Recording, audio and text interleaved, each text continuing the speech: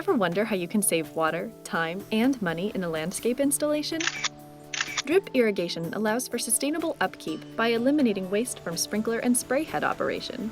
Drip irrigation in landscape applications has been around for 20 years, and now it's even easier. Here are the basics for installing a Netafim on-surface drip irrigation system. Netafim. Grow more with less. Quality products, experienced people, and reliable partners. Here to walk us through is Netafim representative Mark Hall. Well, to get this job started, we've got one important thing to do, and that's to measure the pressure. Drip system is a lower pressure system, but we still need adequate pressure to run it, so we've got to find out what we have. So what next? The irrigation system actually starts right here. This is our point of connection. Water is supplied to the point of connection from the meter in the street, which connects to a backflow prevention device. From here, main line is routed to an assembly known as the Netafim Low Volume Control Zone Kit, which includes a valve, disc filter, and pressure regulator. This pre-assembled unit controls the flow of water, cleans the water, and regulates the water pressure. A high volume control zone kit is needed for drip systems that exceed 4.4 gallons per minute. An in-ground valve box usually houses the control kits, but if you already have your valve in an above-ground setup, you can easily add a filter and pressure regulator. You can see right here, the water comes through this mainline pipe, goes into the PVC pipe, starts here, goes across, right below the soil, in this case 6 or 12 inches down, and the PVC pipe will come out where we have our stub up, so we can irrigate directly through this tubing and through the emitters to the roots of the plants. What a great way to go. So how do you determine which drip line to use for your application? For greatest water efficiency, Netafim recommends choosing drip line based on soil type. The 3 soil types include sand, loam, and clay. For this site, which has loam soil, we'll use a 0.4 gallon per hour dripper with 12-inch emitter spacing. Netafim's convenient label helps us estimate the amount of tubing needed based on the square footage of our planting area. Since our planter bed is 150 square feet, then 1 coil of tubing for our loop layout will be more than enough. We'll space our lateral rows 18 inches apart. This will facilitate proper coverage. Less dense soils like sand require closer emitter spacing, and denser, heavier soils like clay require lower flow rates. What's unique is that the inside wall is made out of recycled products. The outside is a virgin product that actually has UV inhibitors. So, why is drip better than sprinklers, Mark?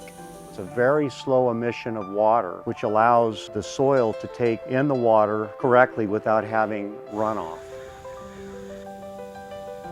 I think we're ready to lay in our drip line. What we'll need is some staples and a rubber mallet so we can secure the dripper line in place. We're going to start at our stub up. We'll connect our dripper line to this tee, and we will do a light layout in this planter bed. You hold one end, do a rocking motion, and that's it. There's no glue required to make this work. We're going to lay this out about 2 to 4 inches from the edge of the paving. And then we're going to do our staples about every 3 feet apart.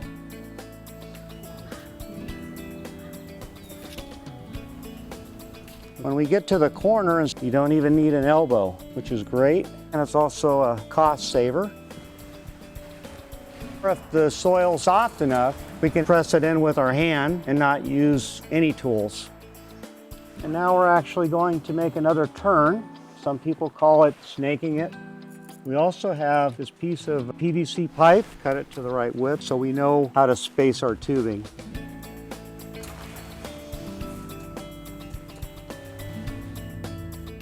So there's a foundation here at the house, so we'll keep our dripper line a little bit away from the foundation. The other nice thing about drip is you don't get spray on the siding, which can do property damage where you have to replace it over time. And you're doing the same process all the way through. This will all be covered with mulch. You won't see any of your irrigation like you would typically with sprayhead.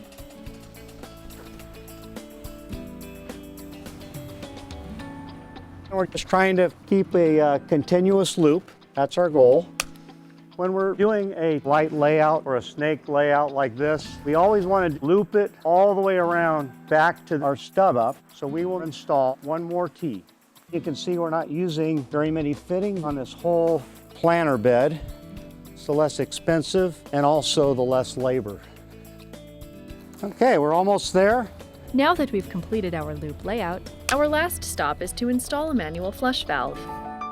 With our disc filter and self-flushing emitters protecting our system from debris, the manual flush valve is installed in a valve box at the end of the zone to thoroughly flush the system after initial installation, and a couple of times per year for regular maintenance. These Netafim technologies optimize dripline performance and ensure clean and reliable operation. All right, system is complete. So there we have it. Installing an on-surface drip irrigation system requires no complicated tools and uses recycled product. This convenient, environmentally friendly system makes drip irrigation, well, easy. Netafim's quality drip tubing products reduce the installation time, blend into the landscape, and use less water. Netafim. Grow more with less. For more information, please visit netafimusa.com.